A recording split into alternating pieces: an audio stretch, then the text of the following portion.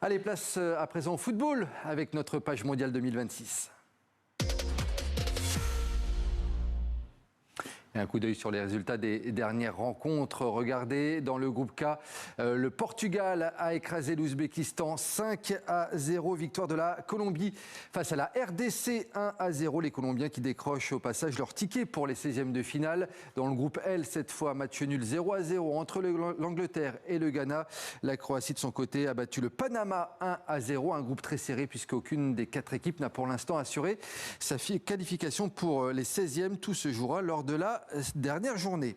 Au menu aujourd'hui, dans le groupe B, le choc des pays francophones, Suisse, Canada, et puis autre rencontre, Bosnie, Qatar pour ce groupe B. Donc dans le groupe C, à suivre Écosse, Brésil et Maroc, Haïti. Et en cas de victoire, puisqu'on parle des Marocains, eh bien ils pourront assurer leur qualification pour les 16e de finale. Les éléphants veulent donc finir le travail et écrire l'histoire.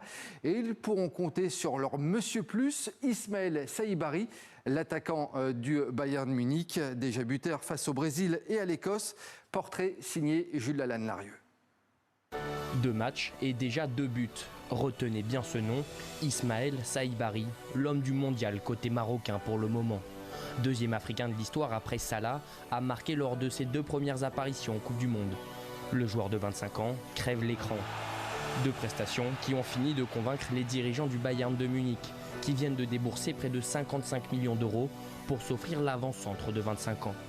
Tout d'abord, je suis heureux pour lui. C'est une excellente chose de voir des joueurs rejoindre les plus grands groupes européens comme le Bayern Munich. Ce transfert n'a perturbé ni sa concentration ni celle du groupe. C'est un joueur professionnel qui connaît parfaitement ses priorités. Né en Catalogne de parents marocains, le jeune Ismaël grandit en Belgique avant de parfaire sa formation aux Pays-Bas. Mais il aura fallu attendre cette saison pour que le joueur éclabousse l'Europe de son talent. 19 buts et 9 passes décisives en championnat avec son club du PSV, il a logiquement été élu joueur de la saison. Et dire qu'il aurait pu ne jamais jouer pour les Lions. Il y a 4 ans, Roberto Martinez, alors sélectionneur de la Belgique, le veut avec lui pour le mondial au Qatar. Mais les plans du jeune joueur n'ont jamais changé et c'est bien avec la tunique rouge des Lions qu'il s'impose aujourd'hui comme une évidence sur le front de l'attaque. Le nouveau Saïbari me plaît beaucoup. Le nouveau rôle du Marocain Saïbari, repositionné à la pointe de l'attaque, lui qui avait beaucoup de difficultés lors de la CAN sur les côtés. Aujourd'hui, on le retrouve en vrai attaquant. Comme l'Afrique n'en a pas beaucoup en ce moment d'ailleurs, un vrai attaquant de pointe. Oui, ce nouveau rôle me plaît beaucoup.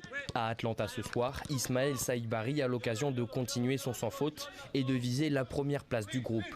Marquer les esprits et faire rêver, c'est sans aucun doute la marque des grands joueurs.